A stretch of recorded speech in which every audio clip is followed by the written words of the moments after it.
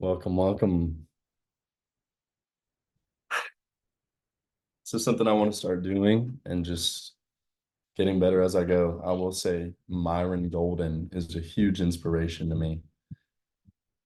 All his videos have helped me tremendously, and I just love his preaching and his business mindsets that are aligned with the Bible. And so that's what I want to start doing. And I know it generates him tons and tons of money, like millions of dollars. And so if that happens for me down the line, that'd be great as well. But even if it doesn't, I'm seeking the kingdom.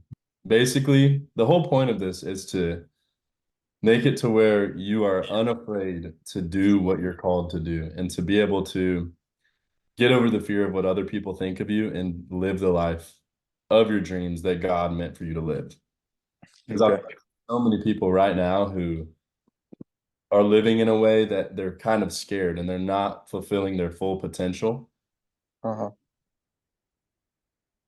And it's because they're scared of what other people would think if they did what they were truly called to do. And Yeah. so the whole point of this is to have a couple frameworks and it's going to be a biblical story as well of how to get over that. So, you ready? Yeah. Cool. So, did you know that the fear of public speaking is the second biggest fear other than the fear of death? Okay, so there are some people who would literally rather die than speak in front of people. Yeah. And so that's mind blowing. And so this is going to be a really, really useful mindset shift that's going to be able to get you over this. And I don't really think you in particular have this, but a lot of people. Yeah. But yeah, this is just something I want to start. I'm going to do this and show up every single Thursday, and whatever happens, happens. Every oak tree started as an acorn, and even Jesus says the kingdom of God is like a mustard seed. So Galatians, I think it's Galatians 2:6 says, God shall not be mocked. A man reaps what he sows. Okay, so I want to start sowing seeds right now so that down the line I can have the harvest that I want. And that obviously goes for good and bad. You can sow a bunch of bad seeds, and one day you're going to reap the rewards of all those. Yeah. But the same goes for if you're sowing really good seeds and you're helping people and you're serving others and you're doing the actions day by day, God is what makes the tree grow. And it's going to lead you to a prosperous harvest when the time comes. But that's Yeah. up to you. Okay. So that's the whole motive of this. And so here we go. So this is a framework that's going to help you get over the fear of public speaking. So I want you to imagine that this is the most important business pitch of your life. Okay. You are live on Shark Tank. There's millions of dollars on the line. Everyone's watching you. This is the highest pressure situation that you've ever been in. Okay. Yeah. And so I want you to imagine the worst case scenario. What would that look like? I feel like it would be something along the lines of you are on the biggest stage of your life, and all of a sudden, that Taco Bell that you ate earlier just starts coming back to hit you. And so, like, your stomach just can no longer hold it in. You immediately just let loose in your pants. Okay. So, in front of all these people, you shit your pants, you fail, you don't get the money, everyone laughs at you. And the question is, could you live with that? Could you live with the worst case scenario? And Yeah. the answer is of course you could. And even down the line, it's going to be a hilarious story that you tell forever. But the point is that even in the worst case scenario, that's still a better outcome than if you never did it at all. Wouldn't you agree? Yeah. Okay. So, another thing that is just a very, once you accept this, then you can get over the fear of what other people think of you. Just ask yourself, do you even know the names of your great great grandparents? Mm-mm. Does anything they Yeah. did in their life matter besides the fact that you're here right now? Like No. there's no record of them other than the fact that you're here. So they could have been the best person in the world, worst person in the world. They could have shit their pants in front of everyone in their town, and it literally does not matter. So I just want that to be in your mindset of like at the end of the day, nothing really matters. Like not all we're all going to be dead in not that long of a time in the grand scheme. So give yourself permission to start where you are and to take the steps that you want to take. Okay. So that leads me into the parable of the talents. This is in Matthew 25. And back then, a talent was actually a measurement of gold. It was a large amount of gold. So, which is interesting because now talents are like, what we see as talents, as in like playing a musical instrument or whatever. But that's not what a talent originally was. Back then, it was equivalent to a year's wages. So, here is the parable of the talents. This is Jesus talking. So, and he's talking about in all the parables, it's a metaphor for the kingdom of heaven. And for if there's a king, that king relates to God. And if there's a father, it relates to God and yada, yada. Okay. Yeah. So again, it will be like a man going on a journey who called his servants and entrusted his wealth to them. So there's a wealthy servant, he's going on a journey. To one, he gave 5 bags of gold, to another, 2 bags, and another, 1 bag, each according to his ability. So I find that interesting. To his best servant, he gave 5 bags of gold or talents, which is in the King James Version, um, and another 2 bags and another 1 bag. So I'll keep going. The man who has received 5 bags of gold went at once and put his money to work and gained 5 bags more. So also the one with 2 bags of gold gained two more. But the man who had his 1 bag dug a hole in the ground and hid his master's money.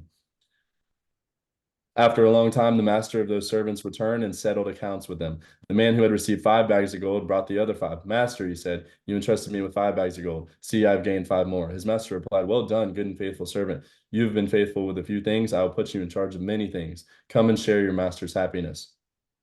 The man with 2 bags of gold also came. Master, he said, you entrusted me with 2 bags of gold. See, I've gained you 2 more. His master replied, well done, good and faithful servant. You have been faithful with a few things. I will put you in charge of many things. Come and share your master's happiness. Then the man who had received 1 bag of gold came. Master, he said, I know that you are a hard man, harvesting where you have not sown and gathering where you have not scattered seed. So I was afraid and went out and hid your gold in the ground. See, here's what belongs to you. And he gives him back the original that he gave him. His master replied, you wicked, lazy servant. So you knew that I harvest where I have not sown and gather where I have not scattered seed? Well, then, you should have put my money on deposit with the bankers so that when I returned, I would have received it back with interest. So take that bag of gold from him and give it to the one who has 10 bags. For whoever has will be given more, and they will have an abundance. Whoever does not have, even what they have will be taken from them. And throw that worthless servant outside into the darkness where there will be weeping and gnashing of teeth.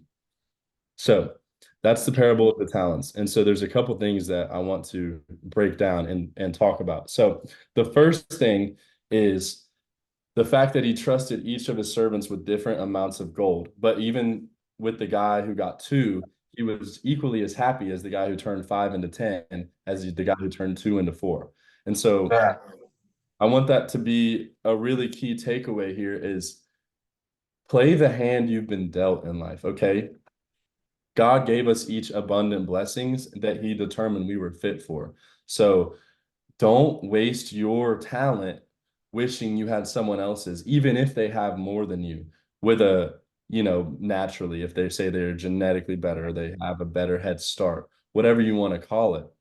Don't let that comparison rob you of what you can do with what you've given. Because I will tell you this, say there's a servant a 5 talent servant, a 5 bag of gold servant, but what does he do with the five, with all that wealth, bags of gold?